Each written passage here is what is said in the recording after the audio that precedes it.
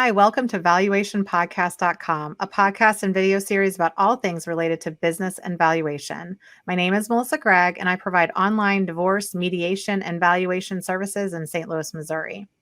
Today, we will discuss how exit planning is not what you think with Scott Snider. Scott is the president of Exit Planning Institute, EPI, and the operating partner of Snider Premier Growth, a small family investment company in Westlake, Ohio. You know, I started kind of off in investment banking, and so we had a view of how you buy or sell a company.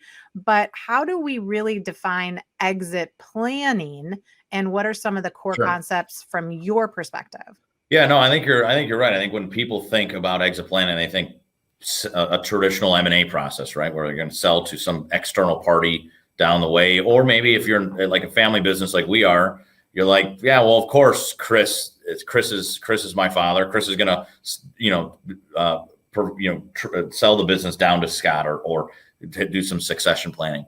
For me, I would say exit planning is a way to create a significant company.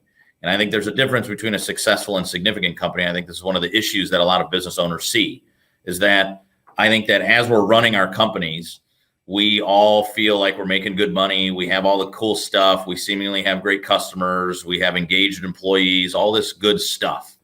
And it probably is all good stuff, right? And then we go to sell our company and we either don't sell it for what we thought we should sell it for, or unfortunately, we're not able to sell it at all until we kind of fix it up and get it ready, right?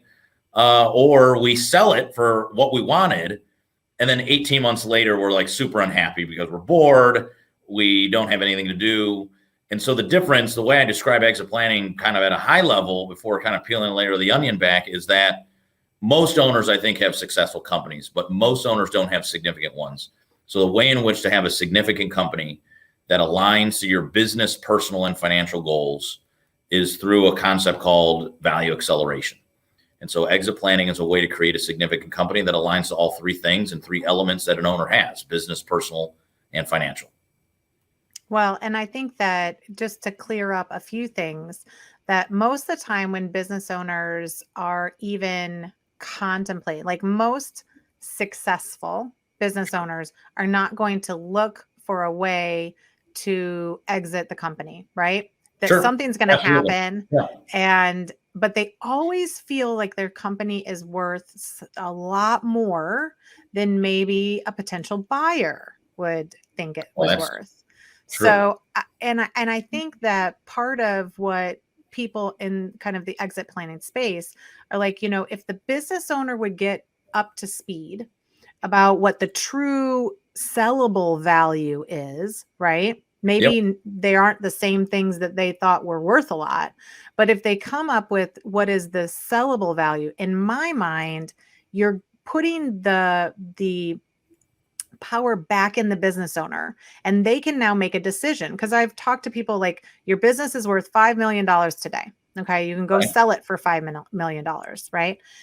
So, and they say, well, I'm pulling a 1.5 off every year. And I say, okay, well, do you want to work for 3 more years and you would make close to 5 million, right? And then sell it for anything because you've already made the money out. What you wanted, right? And they're like, well, but there's so much risk. And like, what if everything happens? And like, what if we don't make it? Well, that's why you could potentially sell it now to take away some of that risk.